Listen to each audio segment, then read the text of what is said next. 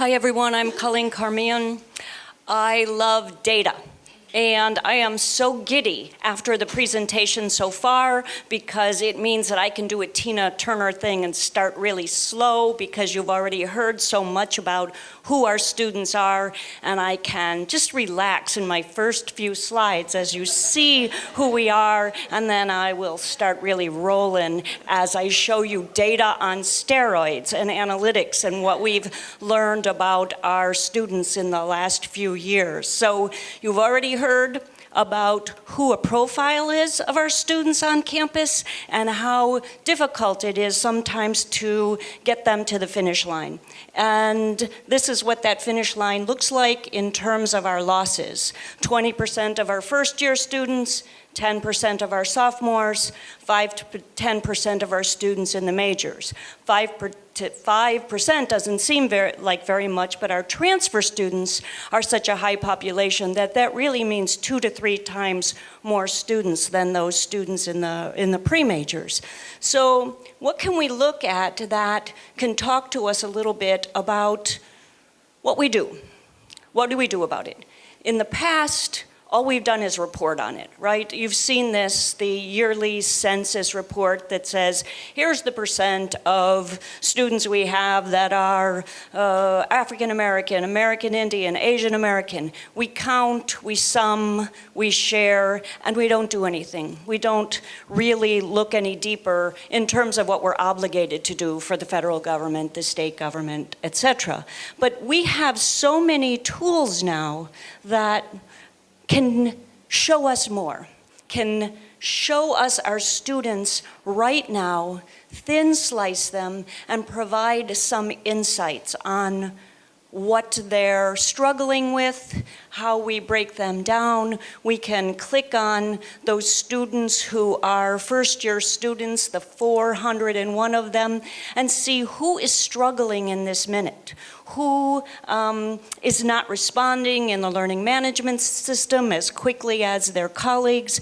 We can then look at the red line of persisters versus the green line of non-persisters at reasons that's happening. So this report tells us that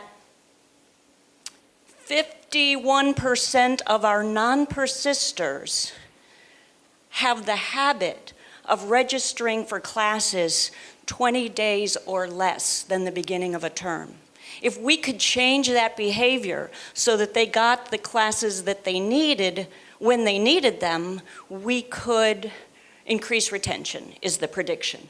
Even our highest GPA students, if you see that top left quadrant, all of the red boxes are high GPA students who registered late as a habit and who we lost. So an initiative of what we could do in terms of decisions is see what we could do to get students into registering earlier. Another predictor is financial support.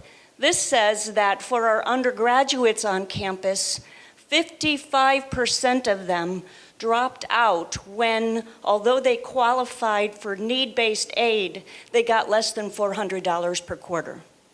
Right? That is that persistence line of red over the green. If we could change that somehow with aids or financial advising, or we might be able to change a behavior. And that's where I'm really interested in taking it, not just knowing, but moving to action, sending perhaps nudges, which Darcy will talk about, to students who haven't registered 2 weeks before school. Why haven't they registered? Could we send them a personalized message that would get them to come in earlier just because they're so busy they didn't think about coming in, they didn't understand the implications? So some of those visuals you saw are from the analytics system we had here, and we have a report on it that digs deeper into some of these insights and some of these things we could do. It's at the academic innovation site. I encourage you to read it if you're interested. We're working on a version 2 right now. It should be out within a month, and we'd love to talk to you about the kinds of decisions and possibilities that you see out of that data that we don't. Thank you.